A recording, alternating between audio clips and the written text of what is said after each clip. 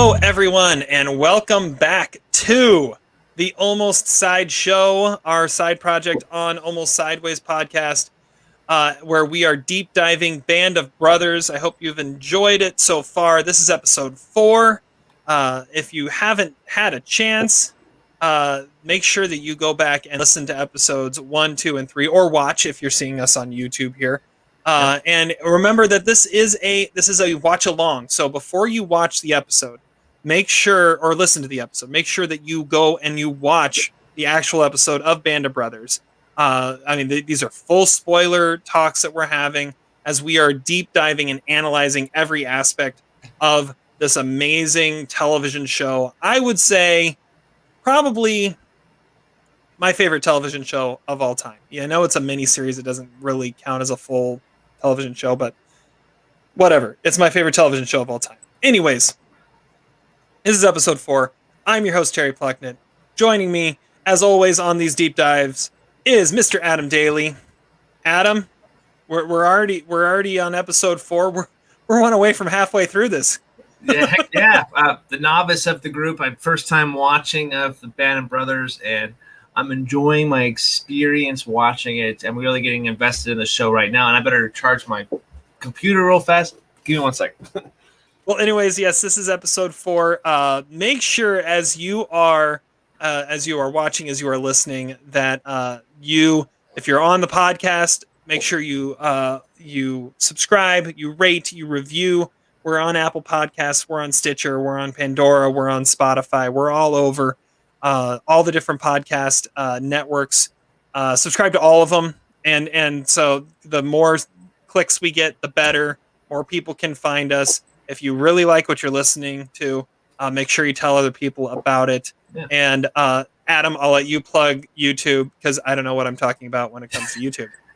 All right, we're also on the YouTube, Almost Sideways YouTube, where we talk about all things movies and fun stuff as well. We are a place for conversation, so we would love for you to jump in those comments section and leave us some comments, and I'll respond. We'll respond to you guys and have a conversation there. Make sure you hit that like, subscribe button, and check the little eyes above our head. There's a Band of Brothers playlist popping up right now, and also some Spielberg conversations are above us too, so up there. Anyway, let's join the conversation. Let's do it.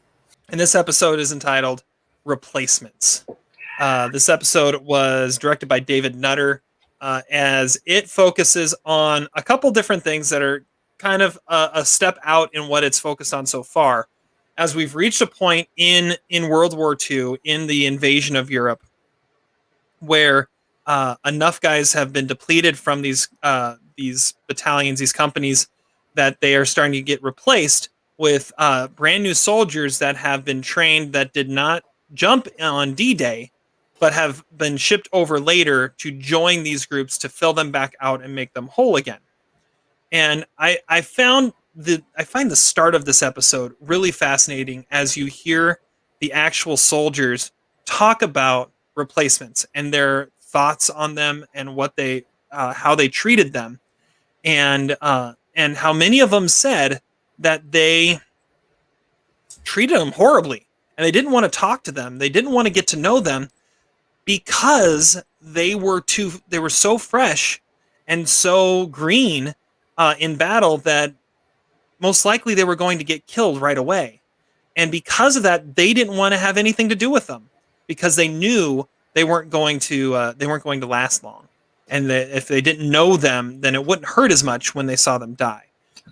Which I thought was just a fascinating look at what was happening here.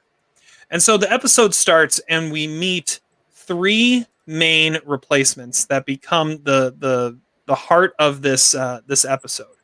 And I'm trying to find them here. I should have had their names before now. I got one of them. Well, yeah, I've got one of them too. Yeah, we have James McAvoy. That's the important one here, right? We've got James McAvoy joining the show. Once again, the fresh face that we haven't seen before, that we don't know anything about. James McAvoy pops up in this one. Once again, we start with the soldiers getting to let their hair down a little bit. The soldiers getting to have a moment of levity. And who better to bring the levity than Luz and Compton playing darts, hustling poor Babe Heffron as he's great. Yeah. It's great. It's great. And Buck's losing everything. It's like, I don't know. I'm good thing we weren't betting. Oh, you want to bet? Oh, yeah, sure. Couple packs of smokes. First one hit the bullseye. You're gonna shoot left-handed all night? Because I mean, you're right-handed. It's like, oh, what would I do without George Luz? Bing. That's Yeah, Princess Bride written all over. I am not left-handed. Oh man, it's such a great moment. Yeah. Such a great moment. I think I think this episode we get our first, well, maybe since Sobel in episode 1, we get our next great douchebag. Sobel definitely was a douchebag, but I don't know. Cobb might be a worse douchebag as he lays into the replacements, especially James McAvoy's character, and says, what's that on your uniform? Oh, it's a citation for what the company did in Normandy. What the company did? You didn't jump. You didn't fight in Normandy. And so he takes it off and leaves it. And then you hear that Cobb didn't jump or fight in Normandy either because he got hit on the plane before he got to jump. And so he just gave this replacement a whole bunch of crap for something he didn't even do. And Cobb's the worst. He just is the worst, and you'll see more. I'm not joking. He is the worst, and you'll see coming up later. More happens that makes him even worse than before. Ready. So during this, Lipton has to get up again, give more bad news. After you hear some good news that he's now first sergeant. Like he is the top NCO of Easy Company, which is just awesome, and once again shows that natural leadership that we talked about in the other episodes. And we get, and I'll be honest, before I watched Band of Brothers, I had never heard of Operation Market Garden. I always just, you knew D-Day, you knew Normandy, you may have known Operation Overlord was what it was called and stuff like that. But I never heard of Market Garden. And this is another spot where the show takes a turn. Because now you're focusing not only on the replacements, and you have a couple more that you'll see later on too. You've got like Lieutenant Peacock, who talks about how, without saying it, he says he's colorblind and he needs someone to tap him on the leg to make sure that he knows when the light turns green and stuff like that. You've got Lieutenant Brewer, who ends up standing in the middle of the road and gets shot. You got these guys who just don't know what they're doing. But also you see for the first time they lose. And that is Market Garden. And Market Garden was this very, very risky maneuver that they did, probably out of their overconfidence they got after the success of Normandy, of trying to end the war quickly. And they were going to do it by going through Holland. And if this worked, they were going to be able to end the war by Christmas and in the next few months get the whole thing over with. And so you have them once again paratrooping in, but a very different experience in their paratrooping this time, as they're paratrooping into peace. There's nobody around where they fall. And one of my favorite shots of the entire show is the shot of when they paratroop out and you look up and all you see are all these parachutes, and the backdrop of the clouds and the lighting is just perfect. It's such a beautiful shot that you see in this. One of the best shots of this show so far. Yeah, absolutely. And so Operation Market Garden, their goal is they get dropped into Holland, and they are to take Eindhoven, this town in Holland. And they get there and nobody's there. Yeah. And the town just celebrates. Hey, the Germans are out, the Americans are here. It's time to celebrate. And they throw a party in the streets, and it's funny because you have some that are fully enjoying the party that's being thrown for them. You have some that are like, no, we got to figure out what we need to do.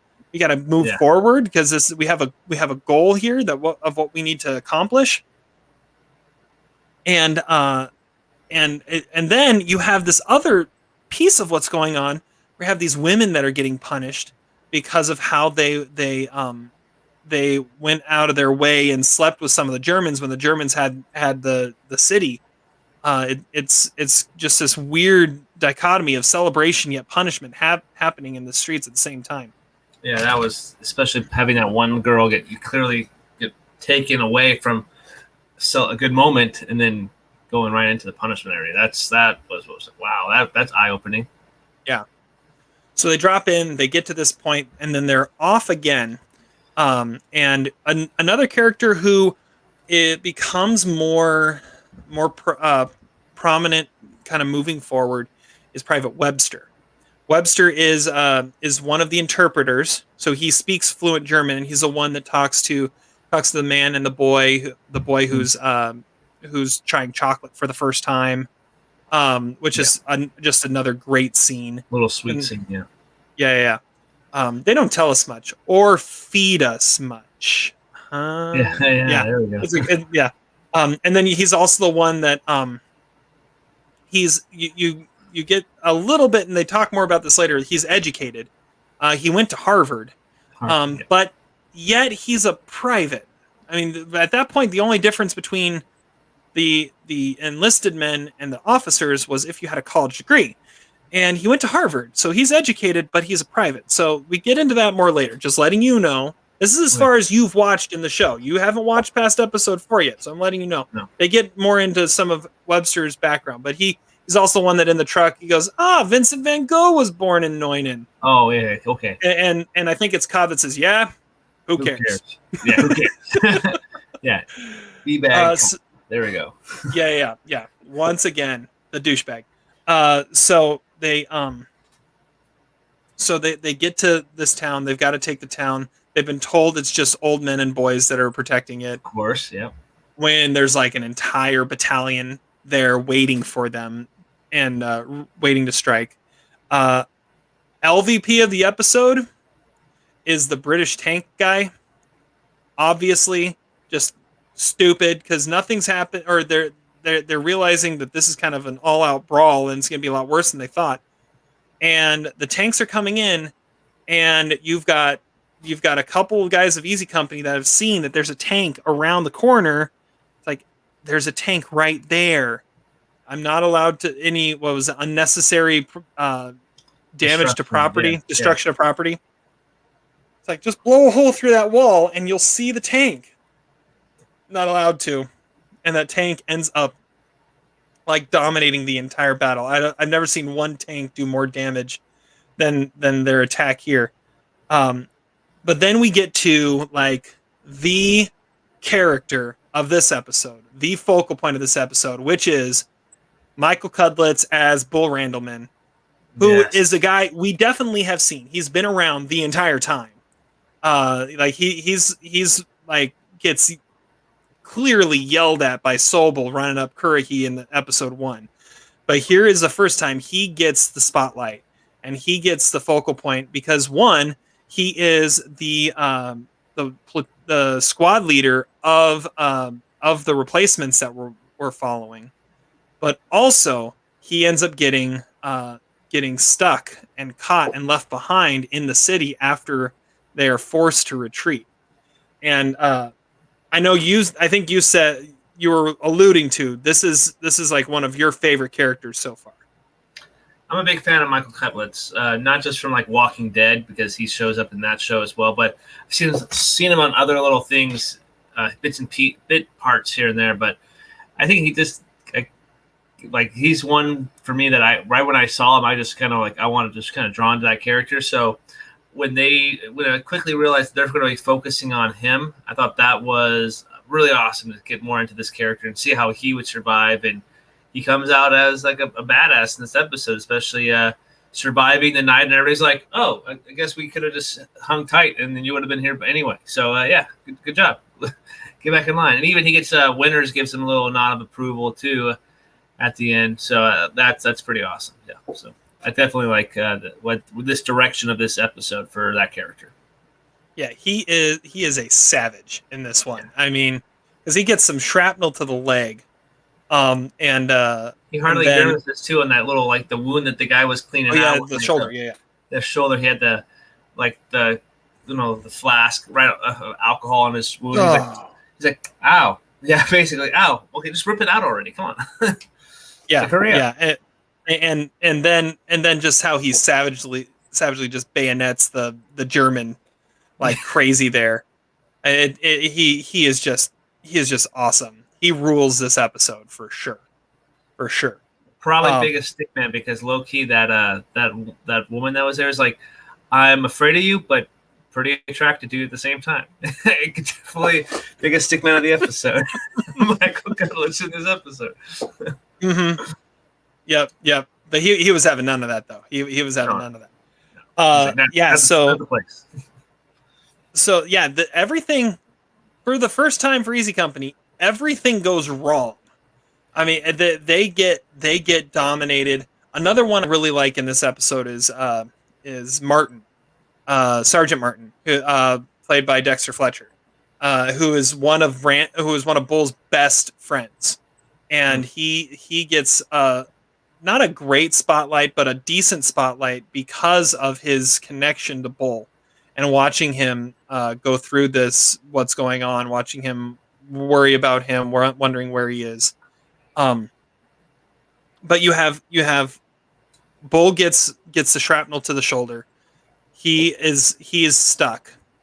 Private Miller, who's James McAvoy, gets killed, kind of brutally, and he's laying there, and his buddies that he came in with, the other replacements, are sitting there having to watch him and see what just happened to him. And then you also have Neil McDonough, Buck Compton, gets a bullet to the rear, and one of the more heartbreaking moments, and it just shows how much they care for each other, and mainly they care for Buck, is he's hit, and he just says, "Just leave me behind, guys. Like, no, we're gonna carry you. How are you gonna carry me? I weigh twice as much as you guys." Yeah. And they go and they find a door so they can drag him out of the battle zone and save his life. It's just crazy what ends up happening here. I felt really bad for the one replacement, and I can't remember his name, but the one that has the jammed gun, and he gets back and he says, I never even got to fire a shot because his gun was jammed the whole time. His first battle, his first big moment, and doesn't even get to fire a shot. I felt really bad for that. Maybe the stupidest moment of the entire show so far is a group of guys who decide to go back and look for Randleman. I mean, yeah, sure, that's good for you, but it's pretty dumb. And Morphy's like, yeah, just go ahead. Yeah, go ahead. And the other guy's like, yeah, I'm not going. That's part of the decision. Well, and Garnier was going to be the one that goes with them until the replacement stepped up and said, I'll go. Mm-hmm. And so it's like the two replacements, and Hubler and Cobb said he wasn't going, but he ended up going anyways. Mm-hmm. Which, I mean, whatever, Cobb, you're horrible. We already talked about Cobb, yeah. Yeah. But they find him. They eventually, well, he finds his way out. But one of my favorite moments of this episode is when they're retreating. For the first time, really, in this episode, you see Winters, because Winters you don't see much in this one. Mm-hmm. He's kind of in the background. But when they're retreating, there's a look on his face as he's saying, "Go, go, go." Like, oh man, Winters is pissed. And you don't see that from him very often. And that if you want him to get pissed, make him retreat. Yeah, exactly. That's gonna piss him off. And he even says, "I don't like retreating." Yeah, I don't like losing. Yeah, I don't like. And right, and what snaps him out of that just pissy attitude is Nix gets shot in the helmet, and it glances off, and there's that other great moment because it's Ron Livingston, and so he's got to have some great lines, and he does. It's like, I'm all right. Am I all right? Yeah, you're right. Okay, stop looking at me like that, then, man. It's just that great moment. Yeah. What's one of your favorite moments of this?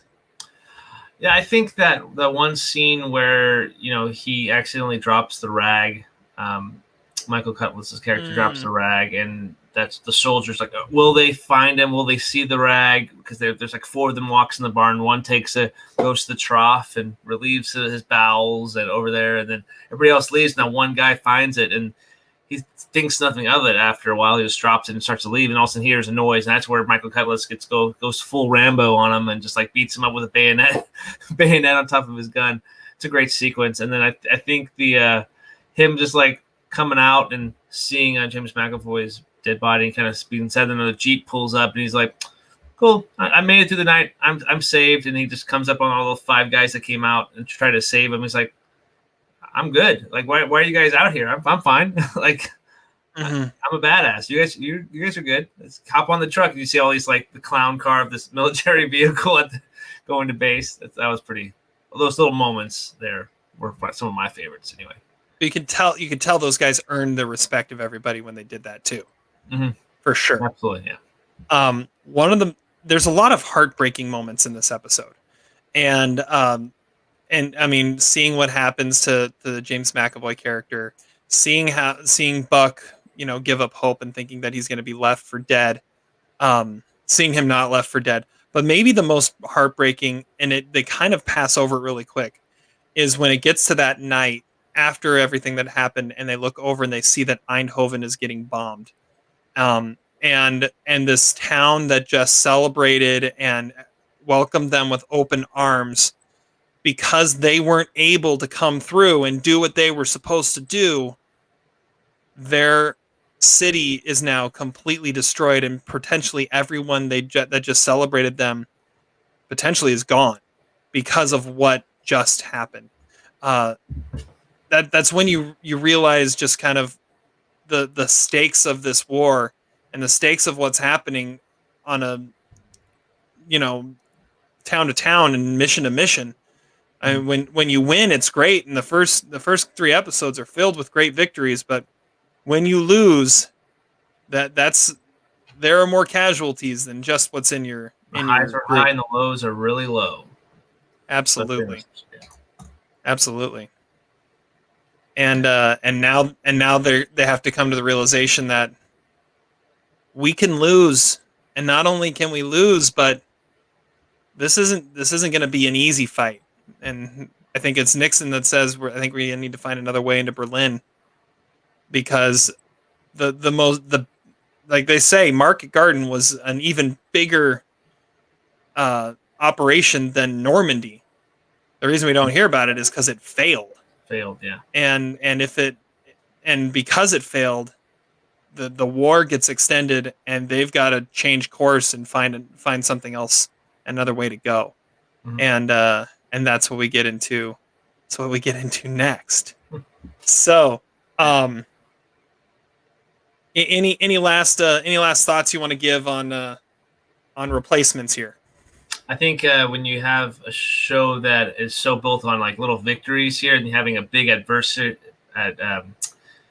episode full of adversity that the characters go through this loss, I think this skyrockets as my favorite episode of this show so far.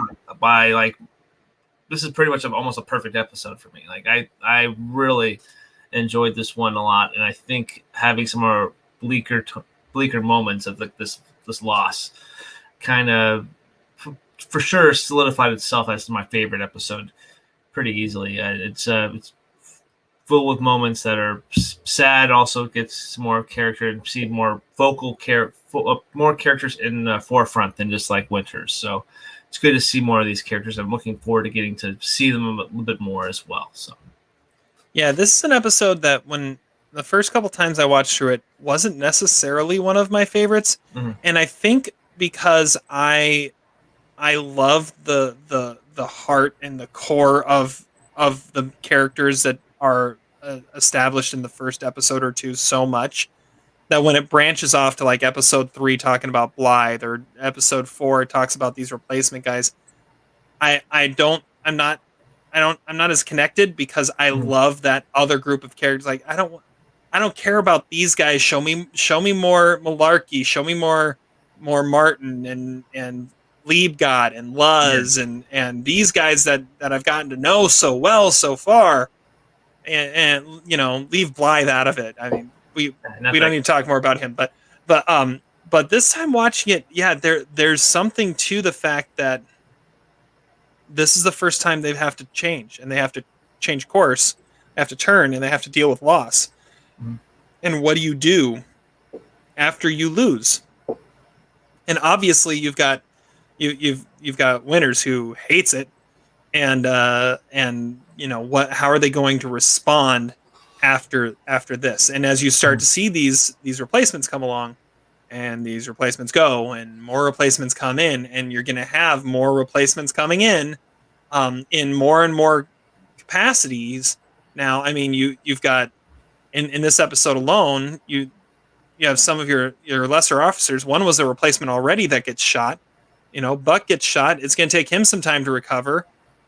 So you have some characters that are going to have to step away, if not for good, at least for a little while.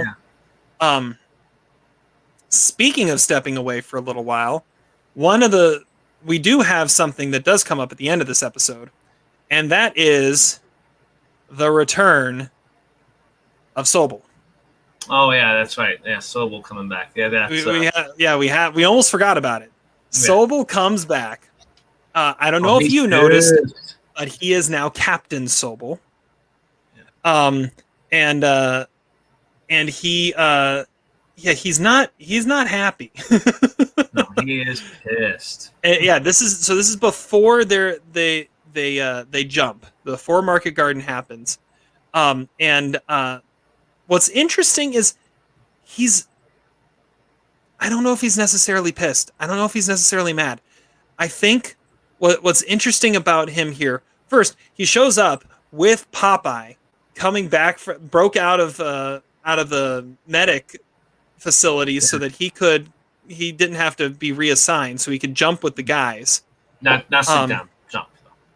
Yeah. He just can't sit. And he just says hop in, and he comes along with them. But you have these little moments from Sobel where he has these moments, these slight, faint senses of pride. Mm-hmm. And look at what Easy Company's become. I trained Popeye, and now he'd rather break out of the hospital so he can go fight than stay there. Yeah, I'll give you a ride. And then when there's the bike that the guys took for the joyride, and Malarkey's really the one that can't take his eyes off of it. The other one was Moore. He's able to look at it and be like, "Oh crap," and then walks away. And Malarkey's just sitting there like, "Oh man, what that's happened?" And then Sobel sees it and is like, "Oh, he's the one that took it." And so he goes over there, kind of gathers himself and goes over there. And the first thing he does is he walks over there and he sees that he's a sergeant now. He goes, "Sergeant Malarkey." Mm-hmm. Nice. Good for you. Like, he has that little moment of, I'm proud of you. Yeah. But I can't show that because I'm Sobel and I have to act like a dick. Yeah. And then he starts laying into him because he's Sobel. And so he's the what was it? The staff, the supply officer. And he's a captain and all this stuff. And I love the moment. It's like, one of the replacements asks Randleman, "Who's that?" "He's our old CO. "Well, what happened to him?" "Got promoted." The supply officer. Yeah.